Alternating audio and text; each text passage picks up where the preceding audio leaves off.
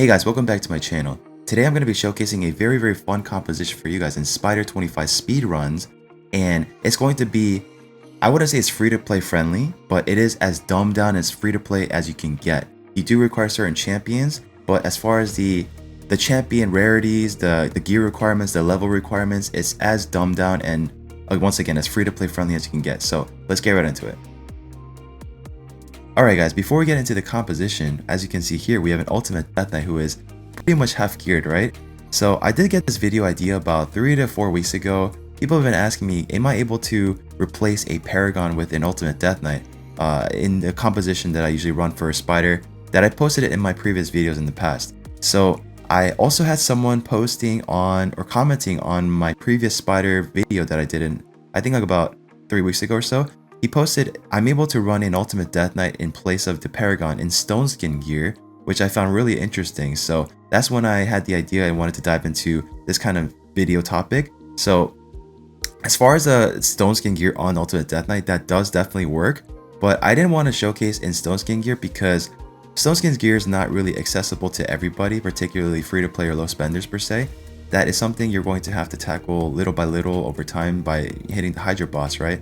So for this video instead, what I wanted to do is showcase the HP threshold that is needed for the Ultimate Death Knight, because that is going to be a lot more accessible for anybody to do just to hit the HP. And I'm showcasing him once again pretty much half naked to show you that you can gear him a lot more. So let's get right into it then.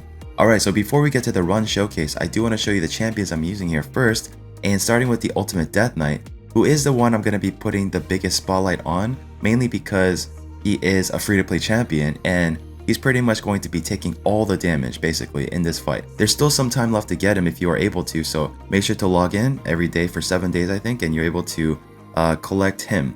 But as far as the skills, what he really brings to the table besides all this other stuff here that's going to be really helping for this fight is going to be this right here. Whenever an ally is attacked, has a 100% chance of completely blocking one hit, decreasing the incoming damage to 0. This champion, which is Ultimate Death Knight, will receive that damage instead. It will also redirect any debuffs from the hit to this champion. So everything that applies to any other champion getting hit would basically come to this guy, and he's going to be taking all that damage. So what that means is we're able to use this guy as a tank and basically try to build him as thick as possible, right? But I wanted to see what would be like the barrier on the requirements as far as HP would that would make you successfully make this run possible. And basically, as you can see it guys, we have him half geared, right? Pretty much gearless, but I do have him in a lot of not crazy HP, just the 77,000 HP is about the limit I found. Maybe you can go a little bit less than this, but this is where I felt most comfortable to say it is a successful, 100% run per se. But basically 2900 defense is also decent as well, and everything else I didn't care about. The crit rate I don't care, crit damage I don't care, accuracy I don't care. I think the resistance could help too a bit to once he takes the hit, then he could block out some poisons if anything, but I didn't really focus on that too much. So HP is the biggest factor here because the poisons are going to tick you away little by little, and you're also taking hits little by little, so that's going to be a huge factor there. As far as his skills goes, I do not have him booked out at all because I didn't find it necessary for this anyway. You just all you care about is this passive here, which is always you don't even need books for this, right? And as far as the masteries goes, I haven't fully mastered out, but I didn't put anything in him because I just wanted to showcase that you didn't really need this, right? So once again, just as free to play or as dumbed down as you can get. So now we're going to talk about the next two champions who are going to be not quite free to play friendly, but they are rare champions, and Cold Art just makes this work beautifully. I know there's a lot of you out there that have gone a long time without pulling a single Cold Art, but it is a rare champion, so hopefully you're able to pull it soon, right? But there are a lot of people that do have Cold Arts. This will be leaning more towards the people that have Cold Arts.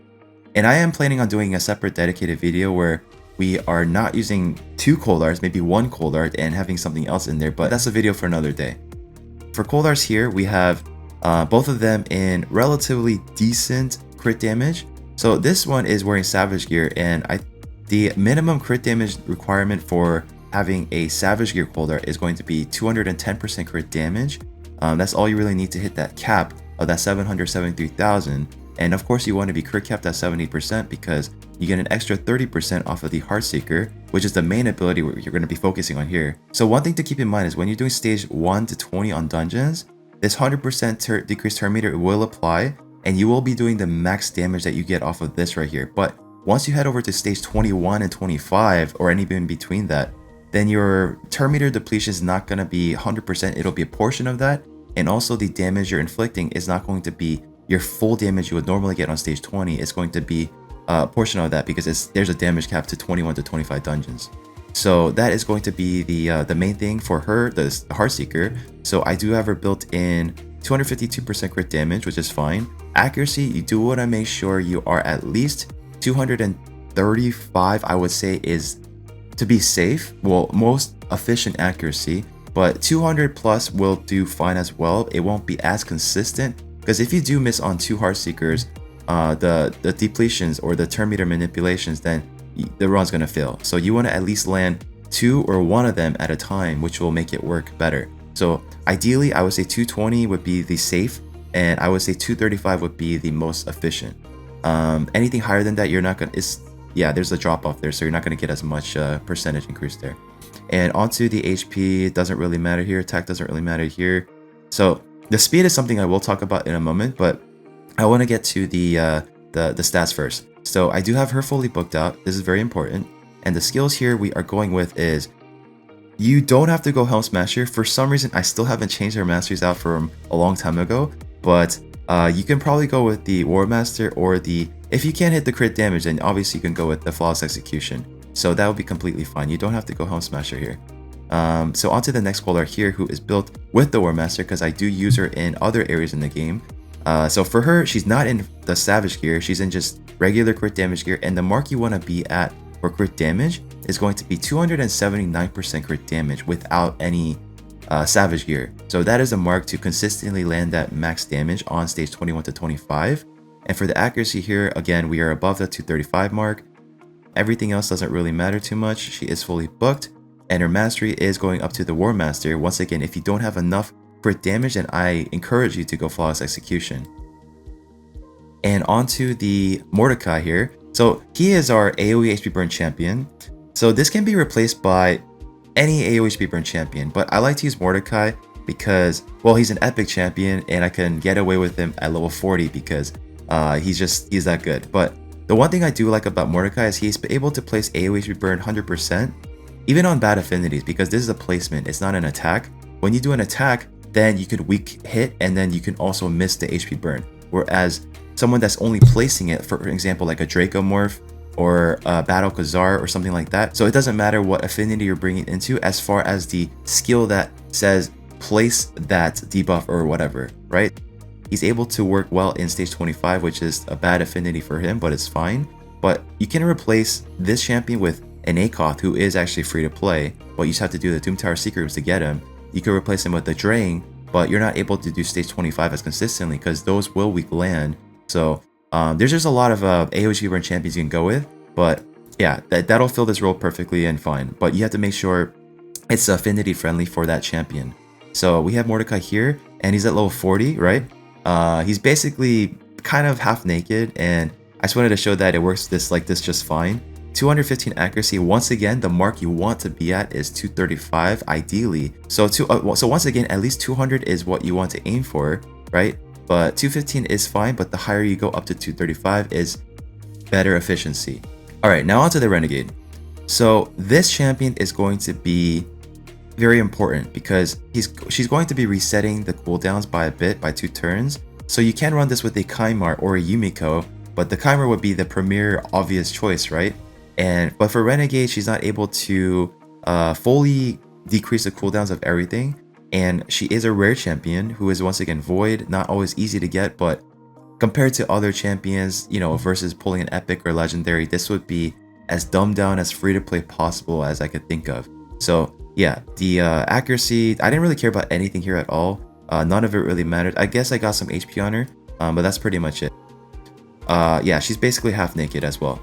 As far as her skills goes, I didn't care about anything here. As far as the books or masteries, or I didn't care about anything there. Just straight out of the shard pool, That's pretty much it, and just put on some gear and that's it. As far as the speed though, now that's what I want to talk about with you guys. Speed is going to be very, very important because we have to have everything speed tuned. So we have Renegade going last to reset the cooldown of all our champions by a few turns. And then we have other champions to try to lap back around and get to their Heartseekers. So starting with the Coldar here, she is going to be the fastest champion on the team at 177, which is just fine. As soon as she takes a turn and does a Heartseeker, the main spider is going to drop 2 spiderlings in the background on top of whatever else that's already out there. So you want to make sure your Coldar or someone else goes first before your AoHP burn champion. If your AoHP burn champion goes first, then you're not going to get that additional apply on the HP burn in the back spiders. So Coldar's going first at 177 speed, doing the Heartseeker, and then we have the second Coldar who's going to be coming in with another Heartseeker at 174 speed. And then after that, we have the Mordecai who's going to be placing the AoHP burn champion on everybody at 159 speed. And then after that, we have the Ultimate Death Knight, and he does have 152 speed, which is going right after the first 4 champions. And he doesn't really need the speed per se, but he does bring a little bit of a buff from his A3, I believe. The shield, the continuous heals, which is something, right? It does help mitigate some damage, if anything. So that's kind of why I left him at that speed, to make sure he goes before the Spiderlings goes. And onto the last champion here is a Renegade, who once again is the slowest champion on the team at 106 speed, who's pretty much just helping us reduce the cooldown of our skills a little bit, so we can wrap back around to it and go again. And that's pretty much it. So onto the run now. Alright, so you can actually run this on any stage here if you're able to make the composition work, right? So stage 25, we have Ultimate Death Knight, 2 Cold Arts, a Mordecai, and a Renegade. For the team setup here, we're going to be going with is... So Ultimate Death Knight, it doesn't matter about his abilities. He's actually going to prioritize this anyways. Yeah, so it doesn't really matter. You could just leave him as is. The Cold Arts here we're going to go with is Heartseekers as the primary, right? That's going to be the focus. I do have the A2 turned off. It doesn't really matter much, but yeah, we have the Heartseeker as priority, and that's really what matters. And for the Mordecai here, we have him prioritizing the AoHP burn, which is the A3. And for the A2, I have it turned off because you don't actually want to deplete the turn meter or decrease it at all for the Spiderlings particularly, because you want them to take a turn so that you can apply those HP burns, right? So they can tick faster. And for the Renegade here, I left her as is, and that's pretty much it. That's all that really matters here. And here we go. So this team is super consistent. It's about 35 seconds to about 37 seconds. If you miss some AoHP burn lands, then it can go as far as maybe like 39 seconds if anything. But if you can apply everything, like just like we did here, then it's going to go about 35 to 36 seconds. So we have yeah, the decrease, the turn meters there, or the skill cooldowns. And then we're going to end it with one more hit from the Cold Arts, and then the AHP burn is going to take care of everything. So this might look dangerous, guys, okay? It might look dangerous, but it's super consistent, right? And that's pretty much it. Boom. 35 seconds. Easy. We are going to have a lot of champions die along the way, but it doesn't really matter because as long as we can have some champions alive towards the end and make sure all the HP burn takes off of the Spiderlings, then that's the run. So let's run it again. So let's try to get one where we miss some HP burn, so you can see what I mean as it going a little bit slower. Okay, so we missed one here. So this is actually going to be maybe like 37 to 38 seconds, if anything. So as you can see here, right? Renegade is taking hits, but the Ultimate Death Knight is taking all that damage and the poisons. So she's not really, you know, taking any damage at all. The only damage she took there was from her cooldown reset, because that actually does damage to herself. Okay, so we have champions died there, and we're at the stretch here. Yeah, and boom, there we go. 36 seconds with one HP burn that did not land. So let's run it back one more time. Maybe we'll miss 2 HP burns this time and see how that goes. Okay, we missed 1 again. Oh, we missed 2 this time. All right, perfect. So now it'll be a little bit slower. So even though the Mordecai says 100% chance to place the HP burn, that doesn't necessarily mean it'll land all the time, because there's always a 3% chance you'll miss something regardless of you having super high accuracy. That's just how the game is. So unless the champion says this cannot be resisted, that's the only time that really says you're able to land it 100% of the time, if the affinity is correct. So this is super dangerous here. Oh my gosh. You see that? So that was 2 HP burn misses we did. But yeah, it's still... Wow, that was as close as it gets, guys.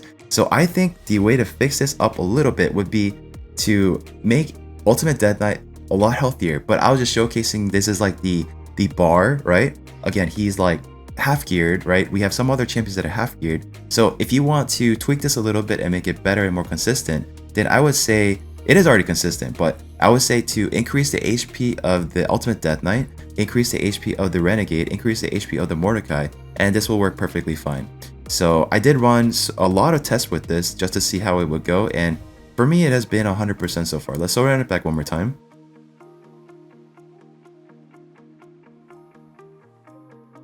But again, I was trying to see the bar where it would be the threshold on what you would need, so this would be it right here. It's very unlikely you'll miss 3 HP burns at a time. It's very, very unlikely, but if that does happen, then there might be a chance it'll fail, but I haven't really seen that yet.